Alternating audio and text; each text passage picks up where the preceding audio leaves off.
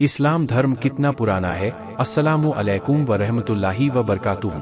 आज हम आपके सामने फिर हाजिर है एक बहुत ही महत्वपूर्ण जानकारी को लेकर। आजकल इस्लाम से जुड़ी एक बहुत बड़ी गलतफहमी दुनिया में चल रही है। लोग जानना चाहते हैं आखिर इस्लाम धर्म कितना पुराना है। सबको लगता है कि इस्लाम 1450 साल पुराना धर्म है और हज़रत मोहम्मद सल्लल्लाहु अलैहि वसल्लम इस्लाम धर्म के संस्थापक हैं। और लोग भी तरह तरह की बातें कर रहे हैं इस्लाम धर्म के बारे में। इस्लाम धर्म एक प्राचीन धर्म है जिसका इतिहास और विकास गहरा है। इसने समाज को एकेश्वरवादी सोच और भाईचारे की भावना दी है। कुरान शरीफ धार्मिक मूल्यों का प्रतीक है और इसके अनुयायी इसे जीवन के हर क्षेत्र में लागू करते हैं। इस्लाम धर्म के महत्वपूर्ण सिद्धांतों को समझकर हम अपने जीवन को बेहतर तरीके से जीने की दिशा में आगे बढ़ सकते हैं। तो चलिए इस गलत फहमी को दूर करते हैं कि इस्लाम धर्म के खिलाफ एक हिंदू भाई की वीडियो हमने देखी। नीचे लिखा है, ध्यान से पढ़िए और देखिए कितनी गलत फहमी भरी है उनके दिमाग में और दूसरों को भी वो अपना ज्ञान थोप रहे हैं।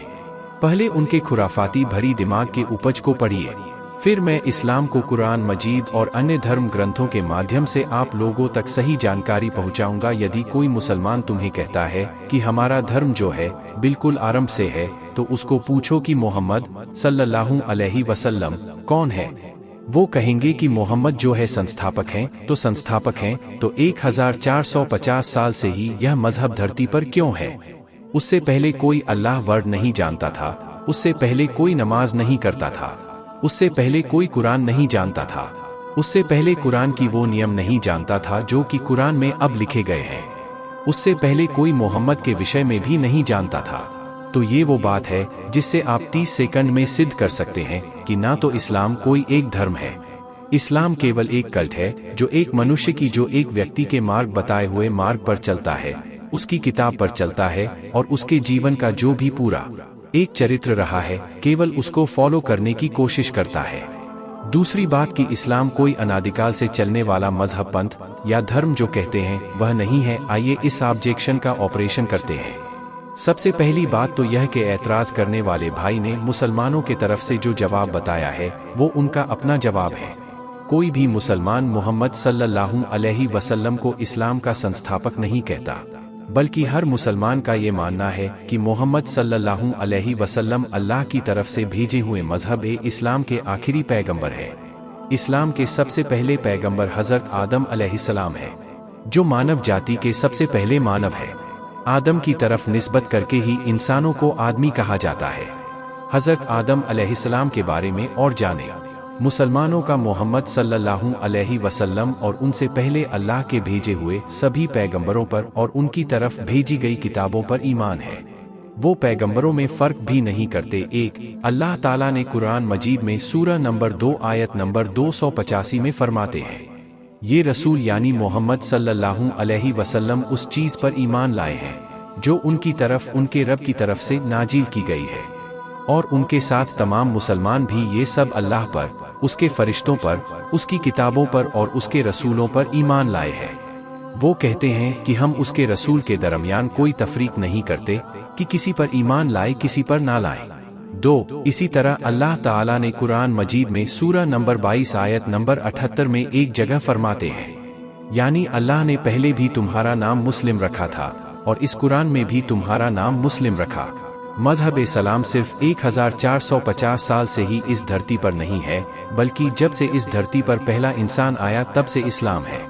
बाकी ये कहना कि मोहम्मद सल्लल्लाहु अलैहि वसल्लम से पहले अल्लाह का शब्द भी कोई नहीं जानता था, ये बिल्कुल गलत है। खुद मोहम्मद सल्लल्लाहु अलैहि वसल्लम से पहले अरब लोग अल्लाह के लफ्ज़ का इस्तेमाल करते थे, उनको अल्लाह के लफ्ज़ पर कभी आपत्ति नहीं हुई। आइए सबसे पहले अल्लाह शब्द की उत्पत्ति और अर्थ पर नजर डालें। अल्लाह संभवतः अरामी यौगिक शब्द अलिलाह से आया है, जिसका अर्थ है ईश्वर। यह लोगों के सर्वोच्च देवता के लिए एक सामान्य शब्द है और अरब में इसका उपयोग मोहम्मद के परिदृश्य में आने से पहले सदियों से किया जाता था। यानी मोहम्मद सल्लल्लाहु अलैहि वसल्लम की पैदाइश से सदियों पहले को हकीकी खालिक वो मालिक और सच्चे माबूद के लिए अल्लाह लफ्ज़ बोला जाता था। इसी तरह इब्रानी बाइबल में लफ्ज़ 2500 से ज़्यादा बार इस्तेमाल हुआ है। ये असल लफ्ज़ इल्म इलाह है और अदब के लिए बढ़ा दिया गया है। जिससे मुसलमान दुआ में अल्लाह से अल्लाहुम्मा कहते हैं। रही बात कुरान और उसके कवानीन की, तो यह चीज़ हर मुसलमान मानता है कि इस्लाम का बेसिक थीम हर पैगंबर के दौर में एक ही रहा है, और वह है तौहीद, मोनोथिज्म। इसी तरह से जो यहूदियों और ईसाइयों के कमांडमेंट्स है वो इस्लाम में भी है। अल्लाह ताला कुरान मजीद सूरह नंबर 3 और आयत नंबर 64 में फरमाते हैं, ए मुसलमानों, यहूदो नसारा से कह दो कि ए अहले किताब, एक ऐसी बात की तरफ आ जाओ जो हम में तुम में मुश्तरक हो, और वो यह है कि हम अल्लाह के सिवा किसी की बात ना करें और उसके साथ किसी को शरीक ना ठहराएं, और अल्लाह ताला को छोड़कर हम एक दूसरे को रब ना बनाएं। फिर भी अगर वो मुंह मुड़े तो कह दो, गवाह रहना कि हम मुसलमान हैं। रही बात मोहम्मद सल्लल्लाहु अलैहि वसल्लम के बारे में जानने की, तो हर धर्म में मोहम्मद सल्लल्लाहु अलैहि की पेशीन गोई और भविष्यवाणी मौजूद है। हज़रत मोहम्मद सल्लल्लाहु अलैहि वसल्लम की पेशीन गोई की गई तौरात की 5वीं किताब किताबे इस्तस्ना में अल्लाह ताला हज़रत मूसा अलैहिस्सलाम से फरमाता है कि सूरह नंबर 18 आयत नंबर 18 में, तुम्हारे भाइयों के दरमियान में से एक पैगंबर पैदा करूंगा जो तुम्हारी यानी हज़रत मूसा अलैहिस्सलाम की तरह होगा, और मैं अपने अल्फाज उसके मुंह में डालूंगा और वो उनसे यही कहेगा जो मैं उसको हुक्म दूंगा। इसी तरह जब हज़रत मोहम्मद सल्लल्लाहु अलैहि वसल्लम पर पहली वही उतरी और जिब्रील ने कहा पढ़िए, और आप सल्लल्लाहु अलैहि वसल्लम ने कहा कि मैं पढ़ना नहीं जानता, उसकी भविष्यवाणी भी पहले से ही यहूदियों के धार्मिक पुस्तक में मौजूद है कि जब किताब उसको दी गई जो अनपढ़ है और कहा गया कि उसको पढ़ो तो मैं तुम्हारे लिए दुआ करूंगा, तो उसने कहा कि मैं पढ़ा लिखा नहीं हूँ। इसी तरह ईसाइयों की इंजिल में भी हज़रत मोहम्मद सल्लल्लाहु अलैहि वसल्लम की भविष्यवाणी मौजूद है कि इंजिल सूरह नंबर 16 आयत नंबर 12 से 14 में है। ईशा कहते हैं कि मुझे तुमसे बहुत कुछ कहना है, मगर इन सब बातों को तुम बर्दाश्त ना कर सकोगे, लेकिन जब रूह हक आएगा तो तुमको सच्चाई की राह दिखाएगा। रूह हम अपनी तरफ से कुछ ना कहेगा, बल्कि वही कहेगा जो वो सुनता है। वो तुम्हें वही कहेगा जो कुछ होने वाला है, और वो मेरी यानी ईशा अलैहिस्सलाम की बढ़ाई बयान करेगा। इतना ही नहीं, बल्कि हिंदू मजहब की किताबों में मोहम्मद सल्लल्लाहु अलैहि वसल्लम का जिक्र भरा पड़ा हुआ है।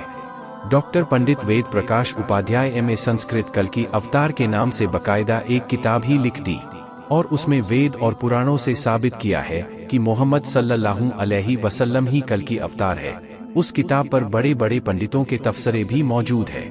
डॉक्टर गोविंद कविराज, doctor Shri Gopal Chand Mishra, SP Chaturvedi, Shri Ashok Tiwari, Shri Ram बौसने Mishra, Shri Indrajit Shukla, doctor Ram सहाय मिश्रा, पंडित राम बहादुर मिश्रा, अशोक कुमार जायसवाल वगैरह ने इस किताब की तारीफ की है, उस पर कमेंट किया है, और पंडित वेद प्रकाश उपाध्याय की इस किताब से इत्तेफाक जाहिर किया है कि मोहम्मद सल्लल्लाहु अलैहि वसल्लम ही कल की अवतार हैं। उनकी किताब को आप ऑनलाइन खरीद सकते हैं। कुरान इस्लाम धर्म का प्रमुख धार्मिक ग्रंथ है।